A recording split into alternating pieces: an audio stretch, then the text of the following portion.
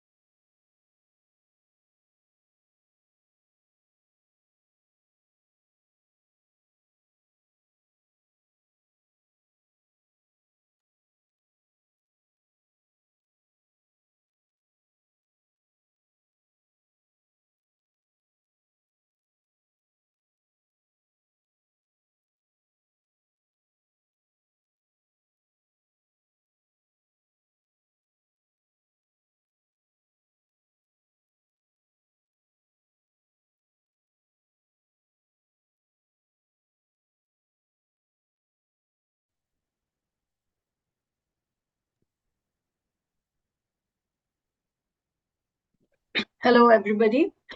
The World Intellectual Property Organization every year publishes the innovation capabilities and performance rankings of around 140 countries, measuring their innovation inputs in terms of policies, education, and infrastructure, and also the outputs such as knowledge, technology, and creativity. Over the years, India's innovation ecosystem has moved up this global innovation index. But there is still a critical gap between academic research and its commercial viability. What universities can do to bridge this gap is what we are going to discuss today in this important and interesting webinar, which marks the launch of a new panel discussion series titled Future Career Conversations.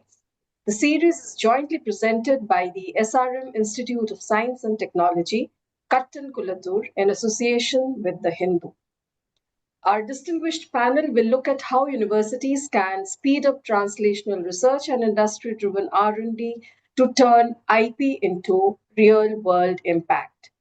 Today's topic, the innovation bridge, universities as India's new R&D powerhouses, is aimed at helping students and young working professionals make informed academic and career choices, and also perhaps realize that instead of rushing for placements after their course programs, they could also explore research and innovation as an option.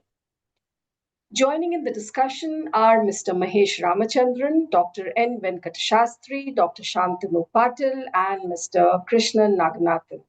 Before I introduce them, I would like to remind the audience to keep posting their queries through the webinar, and I will take them up in the last segment of the program.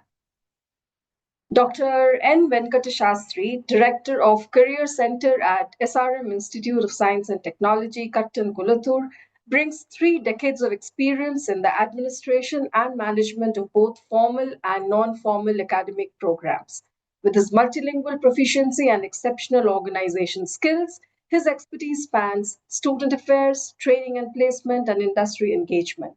Across SRM's campuses, he has been helping young students build protean careers that can adapt to the global job market. Dr. Shastri has held leadership positions at several top universities, successfully developing and implementing strategies that promote institutional vision, enhance employer engagement, and create pathways for student success. He believes in collaborative leadership, focusing on building high-performing teams, committed that he is to strengthening the SRMIST's standing as a premier institution for career development and placements on both national and global platforms. Welcome, Dr. Shastri. Thank you so much. Thank you for your kind words. His colleague, Dr. Shantanu Patil, is the Director, Entrepreneurship and Innovation, holding a pivotal leadership role at SRMIST Kattan Kulathur. A multifaceted academic and medical professional, his career spans high-level orthopedic research, clinical expertise, and a significant contribution to India's burgeoning startup ecosystem. At the university's central hub for fostering innovation, he oversees the translation of academic research into commercially viable ventures. He helped establish the Department of Translational Medicine and Research at SRM Medical College. Known for his expertise in orthopedic biomechanics, he spent over a decade at the Scripps Research Institute in the USA, where he conducted groundbreaking research in joint mechanics and orthopedic innovation. His work largely focuses on managing incubation leadership, spearheading strategic partnerships, and guiding researchers in securing patents and navigating the legalities of technology transfer. He engages himself actively in training the next generation of technopreneurs. With 125 publications, Dr. Patil has also received a few notable awards, including the ABJS Nicholas Andre Award, the Mark Coventry Award, the Mimics Innovation Award, the American Bone and Joint Society Best Paper Award. Welcome, Dr. Shantanu. Thank you. Thank you so much. Founder of CIGS Tech Innovations, an investment platform that invests in early-stage technology startups, Mr. Mahesh Ramachandran is a partner in Chennai-based Pontac Cross-Border Innovation Fund, which has invested in over 150 startups. An entrepreneur at heart and an investor by choice, Mr. Mahesh is part of the Leadership Council of FinGlo, the FinTech Center of Excellence set up by the Government of India. He is also a member of the Steering Committee of AICTE and Ministry of Education Innovation Cell, Angel Investor Network by the government. Inspired by Dr. Abdul Kalam, Mr. Mahesh founded Commonwealth Inclusive Growth Services Limited, a fintech company that operates in over 30,000 villages, servicing over 8 million customers across 20 plus states, transacting over $2 billion. An avid mentor, he teaches entrepreneurship and the valuation of startups. He's a professor of practice at Kriya University and visiting faculty at the Indian School of Business. Welcome, Mr. Mahesh. Mr. Krishnan Naganathan, innovation consultant and founder at Think Horizon Consulting LLP Chennai, operates at the intersection of strategy, execution, and economic discipline. He specializes in architecting and leading from end-to-end innovation programs, from strategic intent and problem framing to piloting, adoption, revenue ownership, and scaling. He brings a rare ability to enable organizations to move from experimentation to outcomes with confidence. Mr. Krishnan's work is relevant in public, private, and ecosystem-driven environments, including the industrial systems, defense and autonomy, infrastructure, sustainability, and platform technologies, where validation cycles are long, stakeholder complexity is high, and outcomes have to be defensible. He brings a builder's mindset to innovation leadership and has led and scaled innovation led consulting and solution engagements with full ownership across global partners. He's also the creator of the Innovation GPS and 9 stages of innovation frameworks, both used to structured innovation programs, assess readiness, and guide execution across uncertain environments. Welcome, Mr. Krishnan. Thank you. So, with a long introduction over, a warm welcome to all the panelists again. The country is sitting at the cusp of fueling a $5 trillion economy, as we all know. So, to achieve that, also is important a seamless university led IP as a strategic asset at an industrial scale, which is also required. So I would request all the panelists to kind of kickstart the discussion to give their 2 bit on the roadblocks that have remained over the decades in India's path to becoming R&D superpower. And then who would like to go first? We should, Dr. Shastri, would you start? Yeah, very good morning to the esteemed panel and good morning to all the participants. So you started with the career center. Career center is usually looked at by the students as the place where they can get placements. So for handling the flagship engineering and technology program at SRM University, we work with 400 plus corporates, generating 16,000 to 14 to 16,000 offers with an average salary ranging up to 8 lakhs plus in the entire university. This is what we do for the placement aspirations. But while working in this entire ecosystem from last 25 years, what actually didn't help students in the initial years, when I started my career in 2005 time, the innovation startup ecosystem never existed in the engineering colleges and schools across the country. We were only producing for the services sector that was growing at a rapid strides.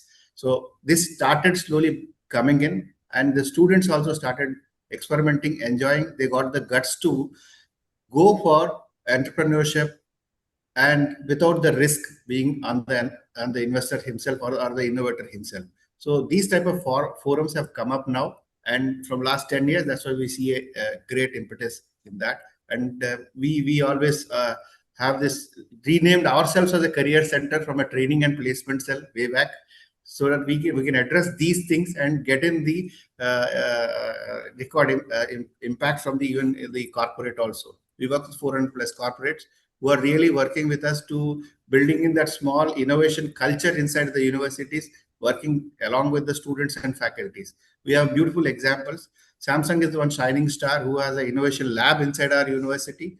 They are not only compensating the work done by the faculties and students, but also recruiting from here and also encouraging higher.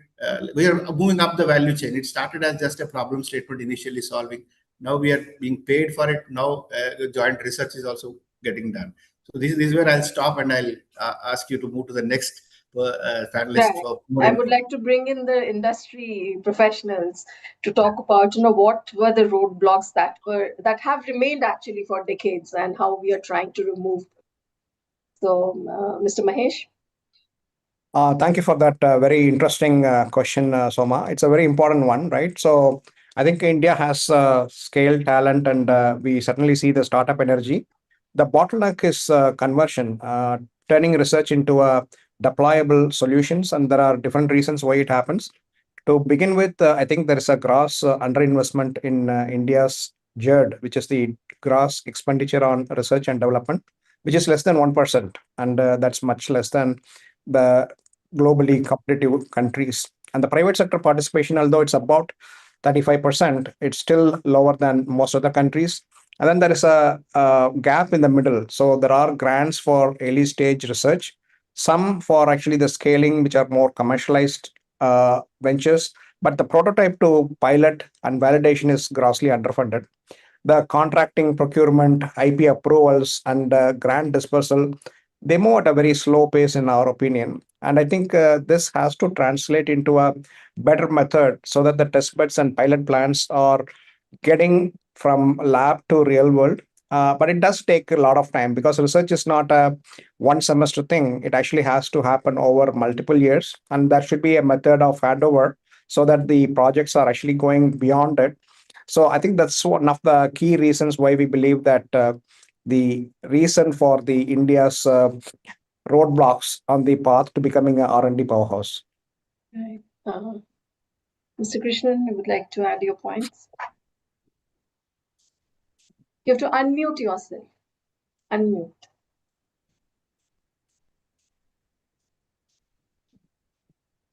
Am I audible? Yeah, now. Yes, now you're audible. Okay. Okay. See, both Mahesh and Dr. Shastri have covered some valuable points, but it's very important to remember the Maslow's hierarchy of needs. India, for long, when we were all young, all of us can make that statement. When we were all young, it was the most important criteria was getting a job, and it has remained that till the last century, till the last 20 years. Today's mindset is very different. So everyone's first attempt was getting a job. Nobody wanted to do things that are long-term oriented. That is number one. And the same phenomena existed for corporates as well. We were very happy imitating what everybody else had done and serving a huge domestic market, which is very unique.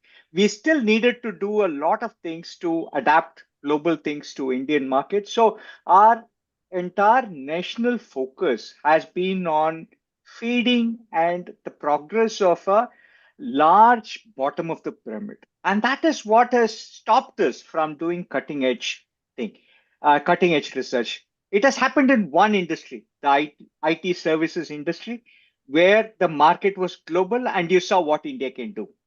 We have done amazing things in the last 3 decades in the IT services. So it is again a question of what drives the economy, that drives innovation and invention.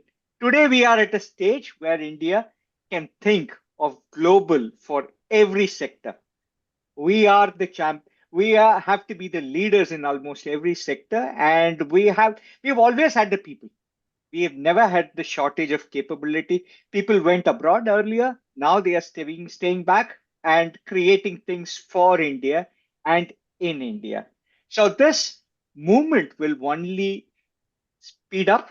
We need direction for everyone. We need funding, which luckily now seems to be more not in short supply. And so you will see that India will do far better going ahead than what it has done in the past. Yeah, and we'll come to that, how we can progress the roadmap. Yeah, Dr. Shanti, Dr. Patil. So my previous speakers have already spoken about the roadblocks and what has happened so far. We spoke about the industry's involvement. We spoke about how there's a need for us to move beyond the services part, but there is still not as much of emphasis being placed on research, and not just research, translating that research into real life solutions. We have very specifically moved our focus from the theoretical excellence to a translational impact at SRMIST. We've been doing that with the help of our industry partners and with the support of government grants. As Mr. Mahesh alluded, it is still very minuscule, but we are still doing it with that, whatever we have, and we have proven results to show how we can translate this to a real impact on the market. So I'll continue with you, Dr. Patil. What exactly do you think is actually slowing down this translational research? Like students are now kind of compelled to join the fourth-year research program if you have to align with the NEP. So what is it? What does that specific scope, and what is kind of slowing it down? There are a couple of factors which are definitely slowing it down. One would be the mindset, right? Most of as you alluded, that most of them are doing it because it's part of their curriculum. But we are not showing them the pathway that this can actually lead to this research project can lead to a product which can be protected with a patent or a copyright, and that itself can be translated into a startup or some kind of a entity which, or even if you don't want to do the startup yourself, we can license out this thing to the next to the industry who wants to do that for you. Second part is lack of role models. If you look at Europeans or the US scenario, there are multiple examples of startups or research which has come out from a university campus and has gone on to become a world leader. We have a very few of those examples, and those examples are probably mostly located from within IITs. The other universities are slowly stepping up to this, and we can also say that because of this, eventually there's going to be a change which will come up in the next few years to see.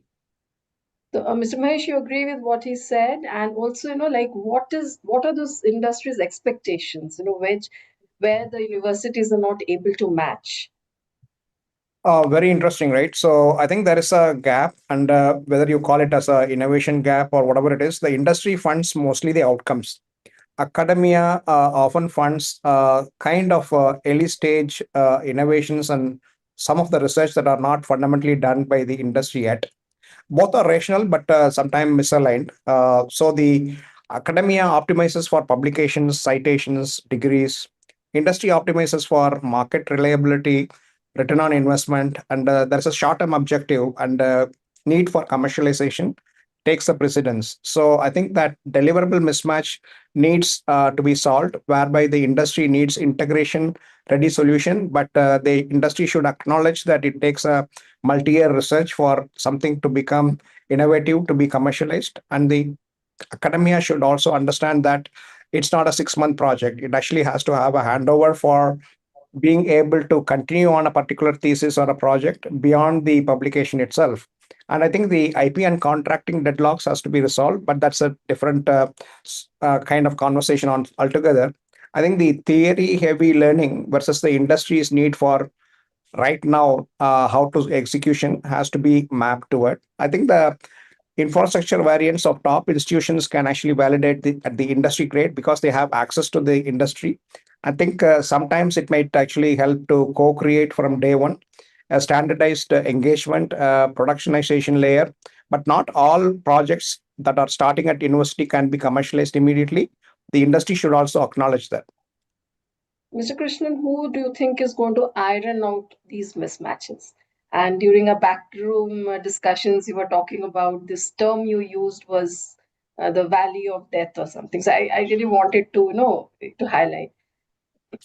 See, we have to remember that the entire the world has moved from an invention focus to an innovation focus.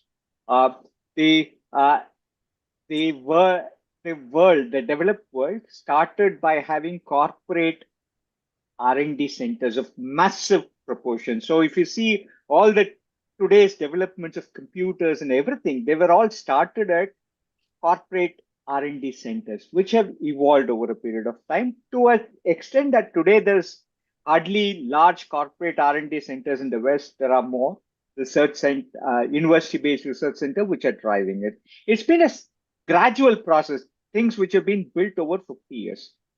We have never had this sort of a structure. We have never had corporate R&D structures which were driving inventions. That was limited to DRDO, DMRLs, and the ISROs of the world. So suddenly we want to do things which the rest of the world learned how to do in 50, 60 years in a short 10, 15 years period. And so this is a game of patience first. We need to realize that we can't do some of the learnings extraordinarily fast. It will be a slow process. We will learn by mistake. So one is that we need patience first with both the way we use resource and the outcomes. So we need patience. That is something that is in short supply in this country, unfortunately. The second one that we have, that we need is to understand what does it take to do deep tech research. Deep tech, by the term, requires very deep technology insights. We are only learning now. Our unfortunate is that we were producing engineers for the software industry for the last 20 years. And today we are moving beyond that. And in this process, we have lost civil engineers, mechanical engineers in the last 1.5, 2 decades. And that is really the problem. If you want to develop things for the latest in the aerospace or the automotive, you require the high quality of mechanical engineering, high quality of civil engineering, high quality of chemical engineering. And so we are again catching up.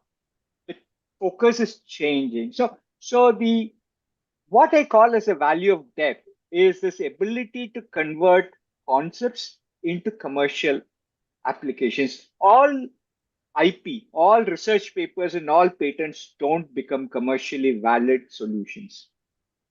It is not possible to convert them. And this is purely the value of depth. It is to understand what can be commercialized, what brings value. And to do that, you require very deep technology expertise, manufacturing expertise, and marketing expertise. I think these have to be built as an ecosystem, and that's where everyone has to come together, and that's where the ecosystem is still evolving. Sorry, yeah, please continue. Yeah, so we are still developing that. There are great things happening. It's happening in IIT Madras, where there's a tremendous amount of work that is happening. Everyone is learning from that. They seem to be the pioneers. They are the sort of Silicon Valley of India, where this sort of ecosystem is getting matured. Every one of us is learning. I don't think anyone has perfected it, not even IIT Madras. So this will evolve with time. So I would like to bring in Dr. Shastri and Dr. Patil here. Then how are the universities actually building the collaborative ecosystem? And both our industry professionals have highlighted where the mismatch lies. So how are you taking a step forward to kind of minimize mismatch? Santanu, I take the lead. Please. As I speak today, I am sitting in this room, the other room. Indo-American Chamber of Commerce has invited 11 plus companies for an internship drive for 125 internships they are going to roll out today by the end of the day. The commitment there by the forum, why I'm pitching this is the forum. The forum has a commitment here, which they want. This is just not an internship where they make them work on some problem statement. They are committed that these 125 internships today, what they're rolling out is going to be, they're going to handhold them for the innovation component and for the problem solving mindset while paying the student and co-creating this. This is the forum. Like Mahesh sir was, when I was listening to him, I heard his introduction, I heard that he has spearheaded something with FinBlue. FinBlue and our Department of DEI, Directorate of Entrepreneurship, they have a tie-up for the Bootstrappers Research Council and the FinBlue. They have a tie-up. We recently concluded a hackathon where the problem statements are from the STPI ecosystem. And students worked on that. They not only got the prizes, they have got an offer to work with the industries that are there inside STPI, and also they are ready to give them a space and sponsor them also. There are a lot of things that are happening. One thing that is also making a huge difference to us is we have 100 plus professors of practice today inside our university. And one among them was Dr. Sivadanu Pillai. He comes here once in a month and he spends quite a lot of time with our students, and he's trying to set up the Quantum Excellence Lab here. And the motivation students get looking at, as Shantanu was also pointing out, you must have seen the role model, which is very important inside the universities.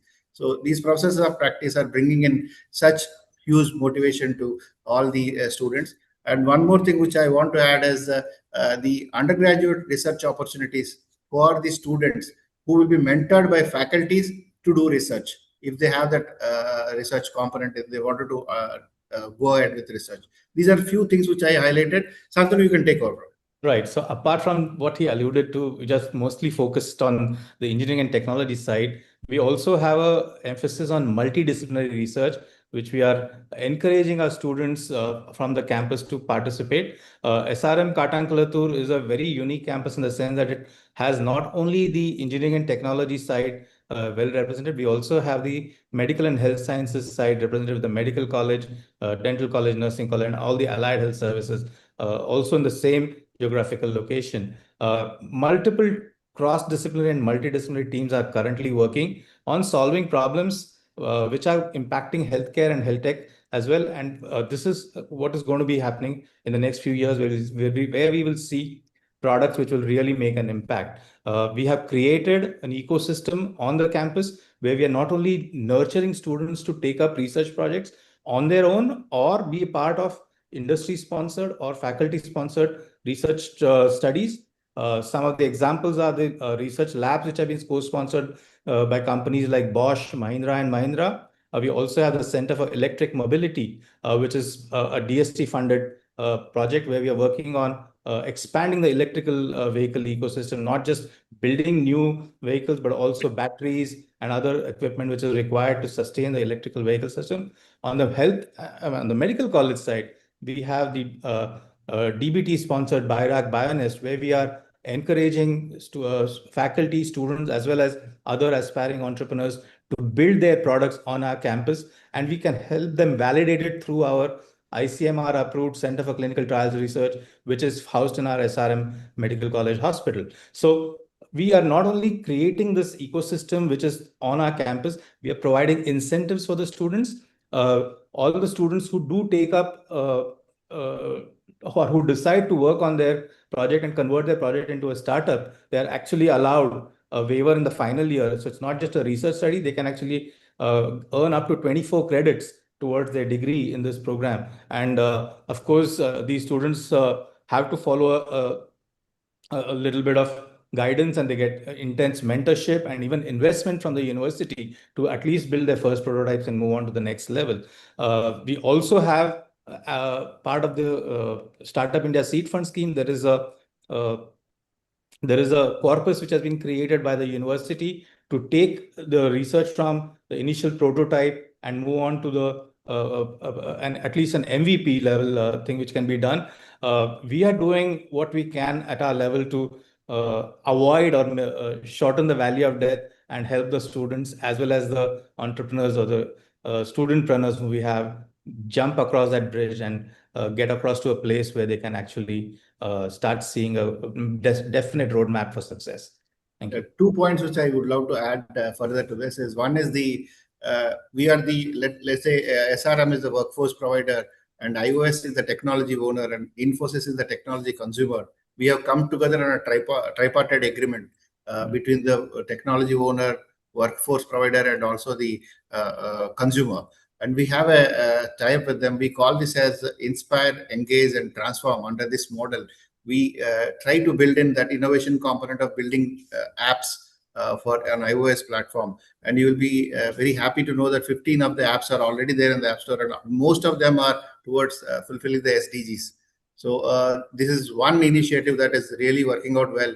Around 100 plus students every year on year, they're getting their prototypes validated by Infosys also, and coming in that could transform into a business and innovative idea for them. And one more thing which I would love to talk about is we have multiple platforms for a student to work with the industry-driven problems and industry-driven solutions. I am working with industry. Even Santanu is also connected with it because his own incubated units are his own industry there. So a platform it's like a platform of platforms for any student who comes into experience SRM. Right. Mr. Mahesh, of course, sorry, but did you want to add something, sir? Yeah, I think one great thing that has happened over the last 5 years is that all the universities seem to be working on common topics. So you see that whether it is SRM, the IITs, IASCs, all are working on very aligned nationally important topics, and that is a great thing that has been achieved. It is too early to pressurize the system to deliver results. Don't do it, please. Please have patience. It's too early to judge that this is succeeding or not. It is on the great right direction. You're putting the right people, you're putting in the right resources. Allow them to allow them to succeed. So we should not pressurize them into delivering short-term results. So allow them to do the good job that they are already doing. Mhm. Mr. Mish, I wanted to ask you about, of course, a lot of initiatives have been taken up by universities, by the government, but still the Indian government spends, I was reading, much less than 0.7% of its GDP on Correct. R&D. So how does that impact, in the overall picture, the canvas? Right. Are you correctly said the GED or the gross expenditure on research and development is about 0.7% of GDP. The global average is actually about 2%, and countries like China and US are much, much higher.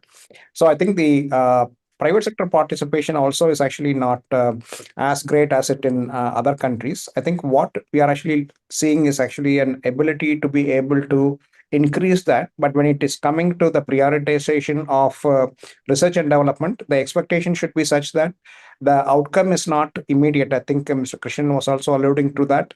I think the research by nature takes time for it to come up with something. And the important aspect from the academia side could actually be how do we actually produce something that can actually have a handover? It's not a semester based publication. It has to have something that can go beyond one particular 6 month or a 1 year thing. I think that's something going to become a very important thing. And this, I think, the submit and forget project should actually change as a culture, and the universities and academia should actually encourage to have it. So continuity by design and ability to have a project funded for a multi-year, so that there can be more funding available for that, which the industry is also appreciating that it's going to take time. I think that's actually a very important point going forward. Sir, I would love to add one more point here to you. Please. First time in the history I've heard in a budget speech, finance minister speaking about 100 labs in the country, inside the academic institutions, in a budget speech, and 100 5G labs across the country, and we are one among them. So it actually speaks volumes about the direction in which we are trying to go now. Absolutely, yes, sir. Yeah. Right. And it is that for the first time, India has set up an RDIF fund, which is massive. It's not small. We need execution, of course, but the ambition exists now. Yes, and even to better tell you, late than- in all these proposals which we submit back in all these interventions, they are asking who are your industry partners. Government of India is asking who are your industry partners. So they are tying up with industry partners, academic institutions, government itself. It's a huge ecosystem they're trying to build. Yeah, but as over the years we have seen that there has always been more noise around the tech-driven innovation. So which are the other sectors or disciplines where innovation gets a priority? Mr. Krishna. Please understand that in India, unfortunately, we have created this impression that information and technology services have begun to dominate the narrative as information and technology innovations. They are not. Tech innovations really mean that you're solving a problem with technology first before you're commercializing it. So create the technology that can solve the problem first. And that is a move that is happening now. So if you really see the national importance, we require technologies in defense, which is multidisciplinary. You require mechanical engineering, you require electrical engineering, you require electronics engineering. We require innovations in the chemical space, in biotechnology space, in agri-tech. We require innovations in civil engineering. The government says that we want to build bullet trains between all the major cities. How are we going to do that? Do we have the technology to build high-speed trains, high-speed rails, or even speed up the construction of infrastructure from 10 years to 5 years? No, we don't have that. All of these are opportunities for innovation. We have not focused our efforts on innovation in civil engineering. We have not focused our efforts on mechanical engineering, not on electronics engineering. So I think there's a tremendous opportunity for university students to focus on disciplines that we have let go. Biotechnology, medtech, agri-tech, basic mechanical engineering. All of these are hot topics today. If there are going to be people investing their future careers, I think that you should no longer study data scientists, because that industry is already coming to a commoditization. You need to study mechanical engineering. You need to study chemical engineering. You need to do civil engineering. You need to do biotechnology. I think there are so much more areas of focus that have high potential, rather than we should not put all our eggs in the basket of computer or the AI engineering space. Yeah, Dr. Patil. Let me add on to this thing which you just spoke about. We are actually setting up a rural tech center of excellence at our agriculture college campus, which is about 60 kilometers south of where I'm sitting.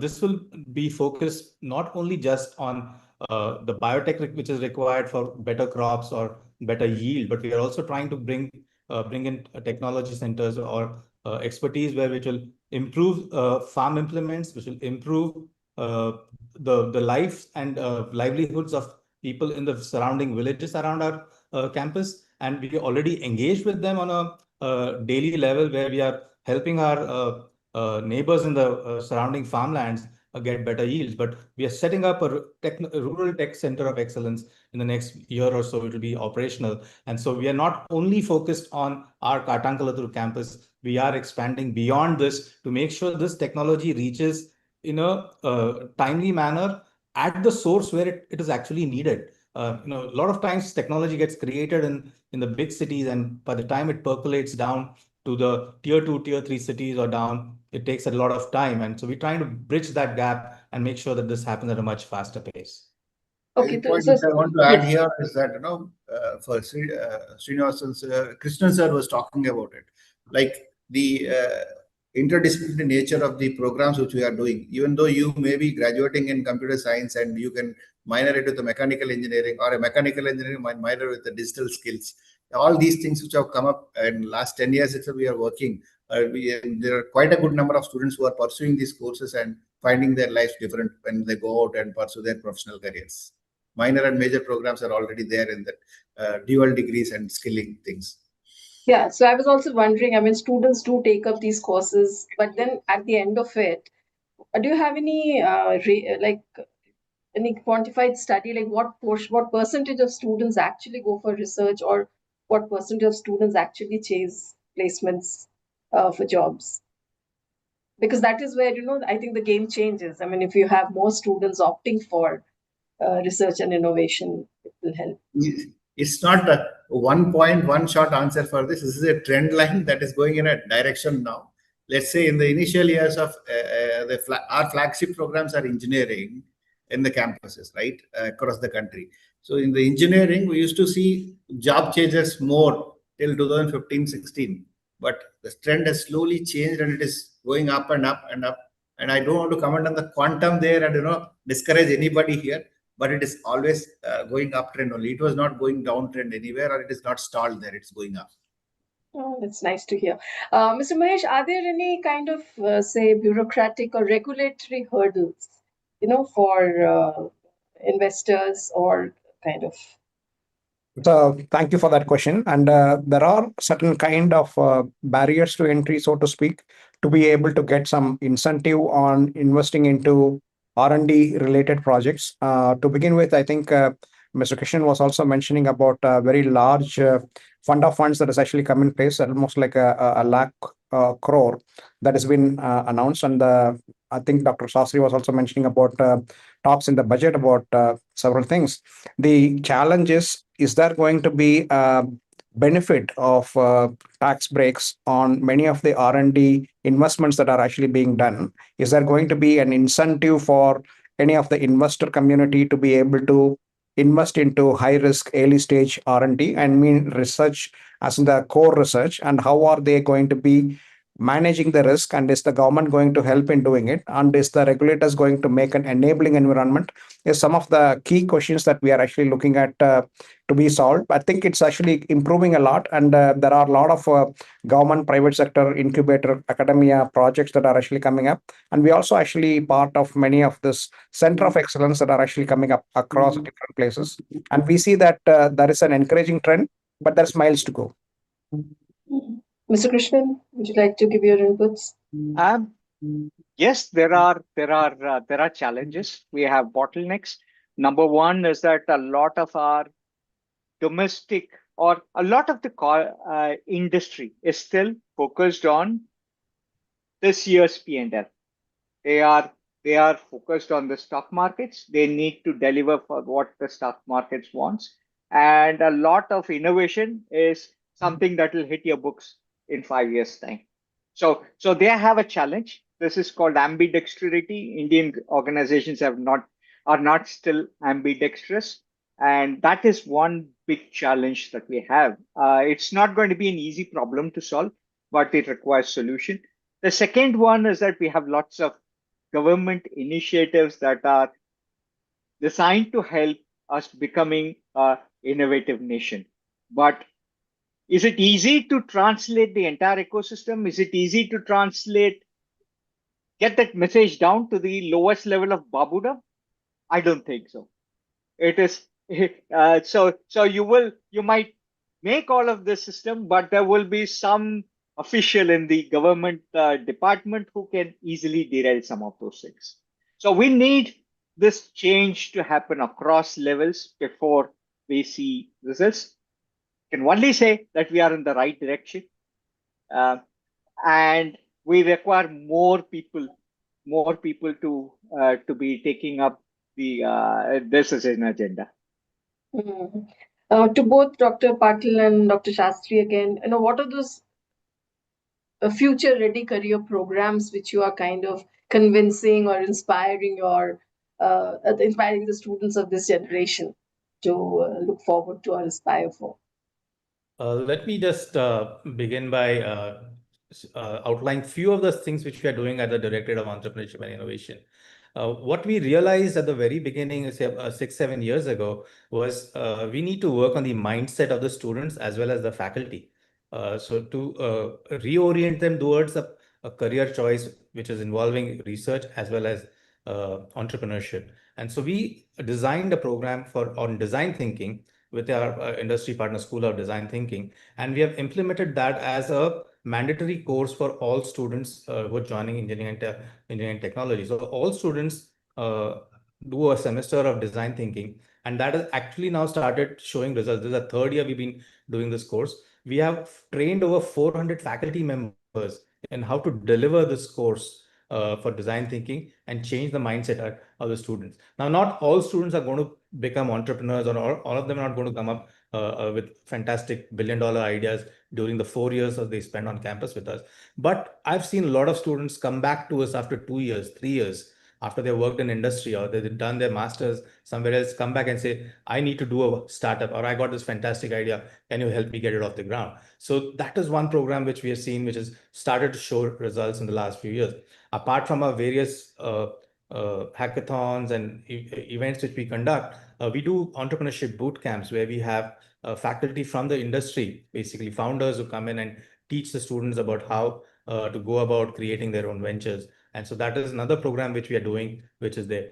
We have multiple industry-aligned programs. Dr. Shastri spoke about the iOS App Center, the Samsung initiative. We also have collaborations with Mahindra and Mahindra, and we also do multiple research studies with with L&T and a couple of other industries. And these are just some of the things which we are doing here. We are making sure the students are learning to solve real-world problems. These are not theoretical issues which can be solved out of the back of a textbook or something like that. And that, I think, is the major change which has happened in the last 5-6 years.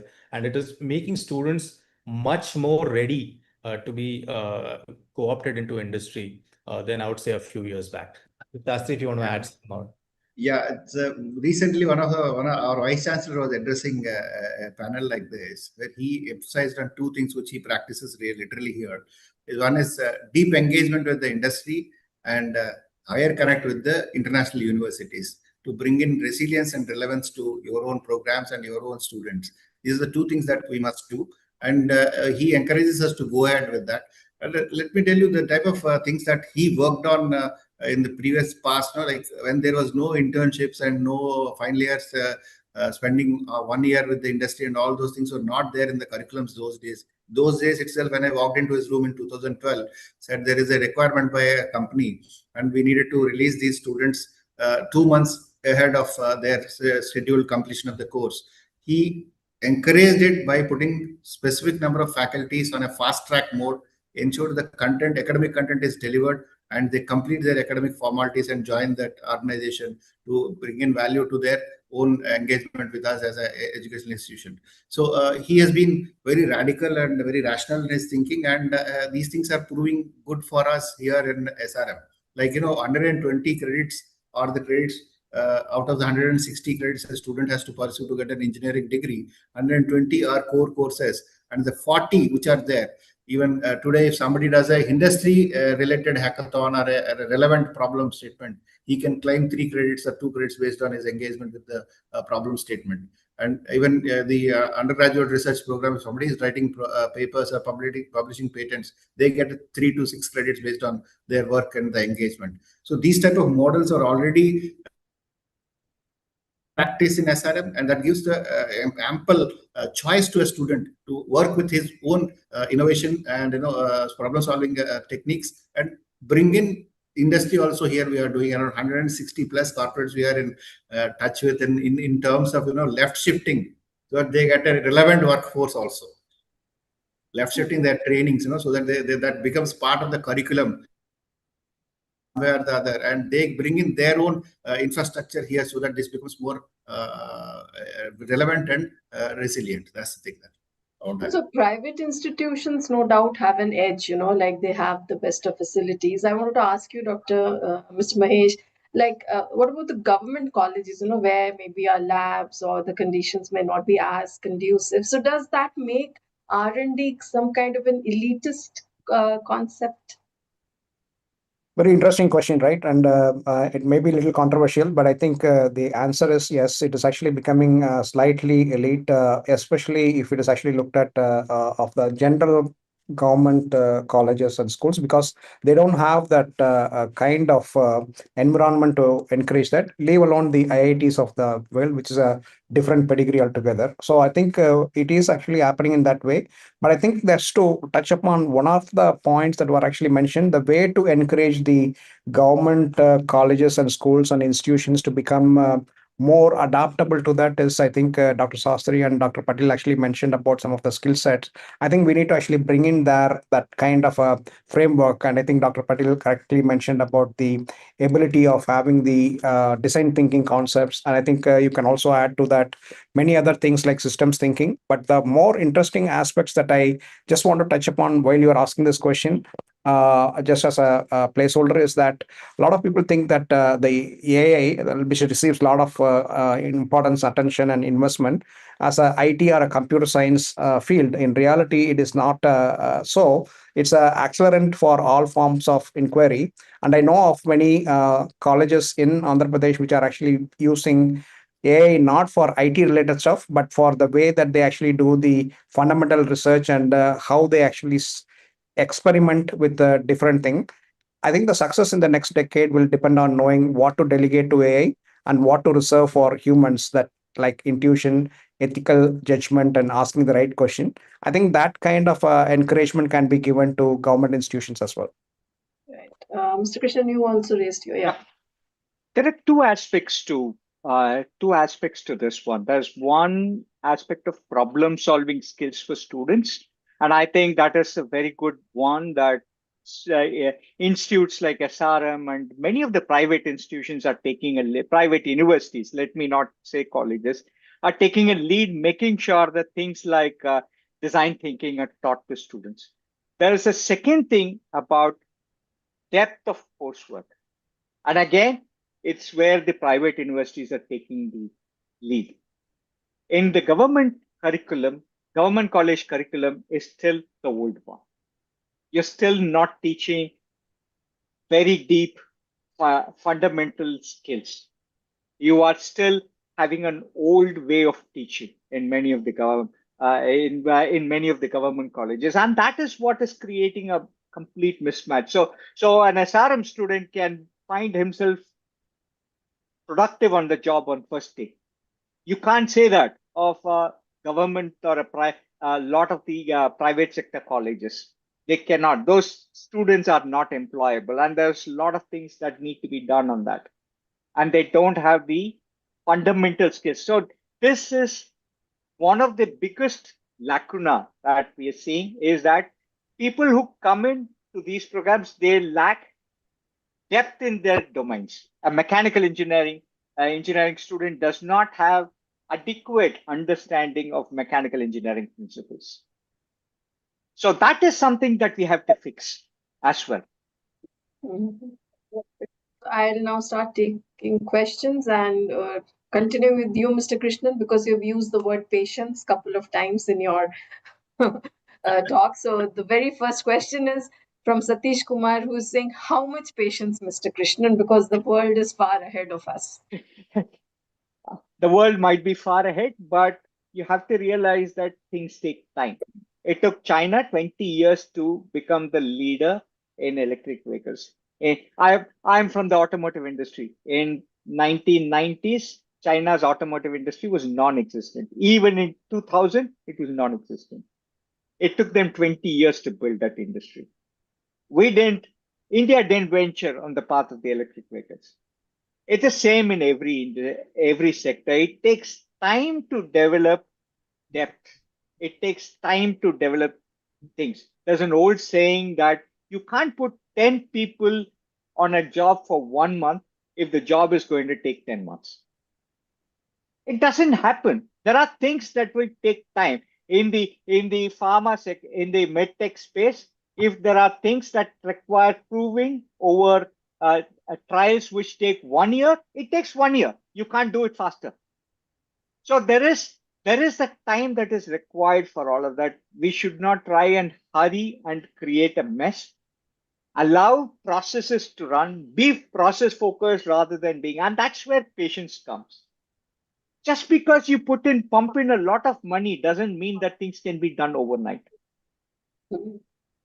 So, and that's what I mean by patience. Mr. Mahesh, Aishwarya Sahu is asking that much agricultural research is still struggling to reach small and marginal farmers.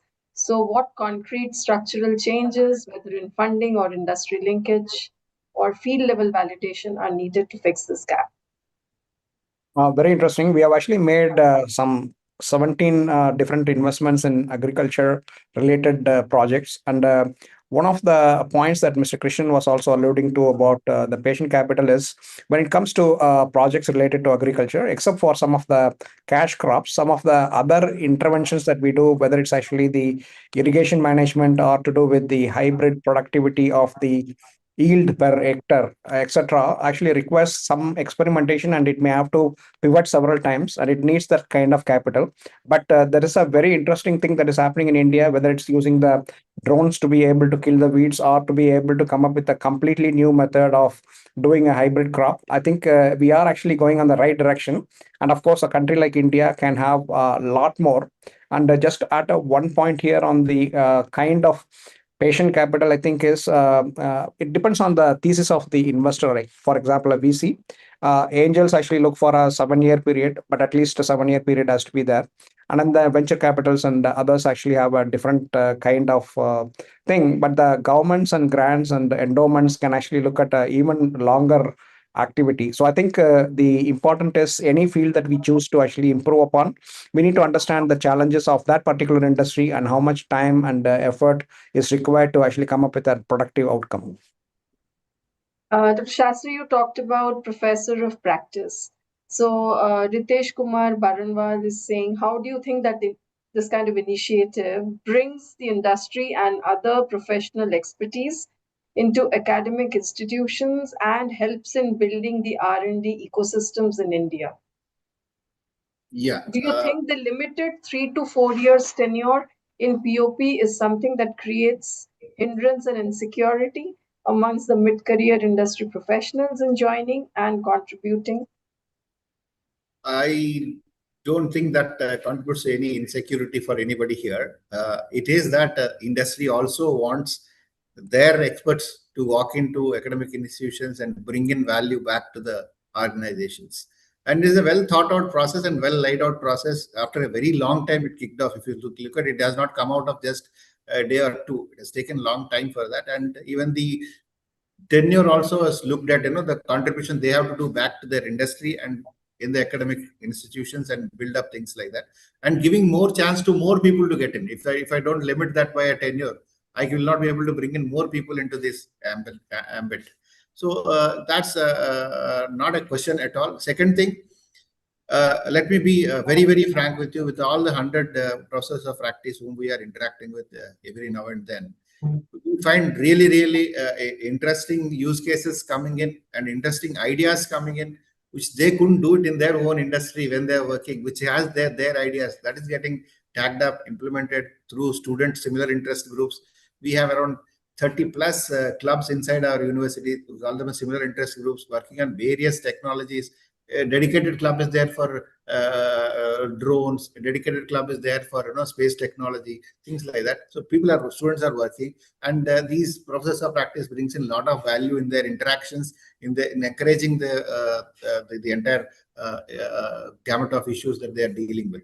So I don't think that it's too little or too much. It is exactly optimal, I'm sure. 3 years time is a very good time to engage and pursue the professor's interest and also the interest he has with the industry. So it's workable, and I don't think time limits are just for the sake of getting more people into the system. I'm sure it can be changed. It is not a hard and fast thing.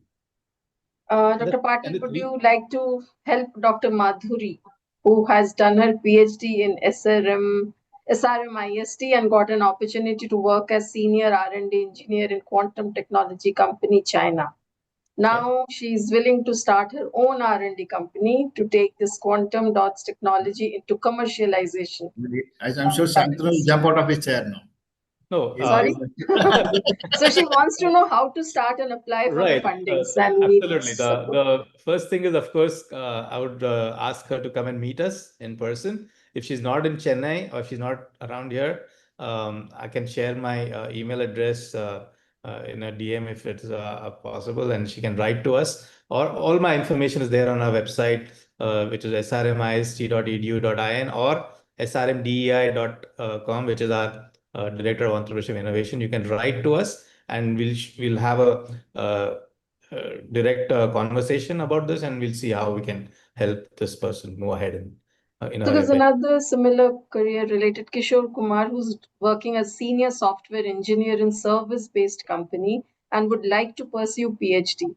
Is there any way in India we want doctorate for this industrial-based innovation or research instead of pursuing university that we don't? So I think right now we don't have that capacity, but we do have many industry sponsored candidates who come in and do their PhDs under our guides and under our system. He probably should talk to his current company and see if they are willing to sponsor him as an industry candidate, and we can then help him get his research conducted and take it to a meaningful outcome. And that is one of the options that he has at this moment. Yeah. Mr. Krishnan, you talked about the other disciplines. So Preetish S is saying, what kind of interdisciplinary skills should an aerospace student build in the first 2 years to meaningfully contribute to satellite or space tech startups instead of just doing theoretical coursework? There is nothing called theoretical coursework to me. Honestly, I come from a research background. Theories are what makes practical things possible. You must know how, for example, a gear is designed. That's not theory. That's science. That's mathematics. So there is nothing called a theoretical one, and so that's the first change that has to happen. So if you want to be interdisciplinary, you must understand how things work, and that's going back to the fundamentals of science and mathematics and mastering that. So you need to be very focused on. So an aerospace means that there are so many things that can be done within that. There are mechanical things to aerospace. There are electrical things to aerospace. There are mathematical things to aerospace. So many of those things exist. So be focused. Yeah. Can I add to that? I would actually ask a student in the first 2 years to participate in as many of these technical clubs which are on campus, which are building things with their own hands. There is no theoretical about it. People are building race cars, people are building drones, people are building underwater vehicles, right? And they are getting their hands dirty. They're learning from it, they're making mistakes, they've blown up a few of those machines, but I think that's part of the learning. And until you get your hands dirty, you're not going to learn these extra skills. Added to that is you learn to work as a team, which is something which is sorely lacking because you spend your time from 9th standard to 12th standard, slogging away in the solitude just to make sure you get a good rank and land in a good university. You have lost the skill to work as a team, and you should use these first 2 years to learn how to be a good teammate, right? And understand the dynamics in a team. The best startup guys or founders who have come to me so far are those who have, worked in these tech teams, have made these mistakes already, and that's the best ones who come to me as a founder. Just a little bit, which I wanted to add. Yeah, lovely. So we'll end on that very positive note. And as we all understand that the intellectual property law shapes the way we kind of we try to innovate, or we create, or we share the ideas in today's world, just what you said, Dr. Patil, now. From the things or the brands we buy or the technology we use, the music we listen to, the art we love to see. IP law sets the rules of protection and use, and those rules are constantly being tested and redefined. So in our forthcoming editions under the Future Career Conversations, each session will focus on a specific academic pathway covering streams, including humanities and science, entrepreneurship, law, public health, pharmacy, allied health sciences, nursing, occupational therapy, physiotherapy, engineering, and agriculture. Today's opening edition on the Innovation Bridge Universities as India's new R&D powerhouses was jointly presented by the SRM Institute of Science and Technology, Kattan Kulatur, and the Hindu. So thank you all for giving your valuable time, and thank you, audience, for those questions. Thank you. Thank you very much. Thank you. Thank you. Thank you all. Thank you. Are we still live? No.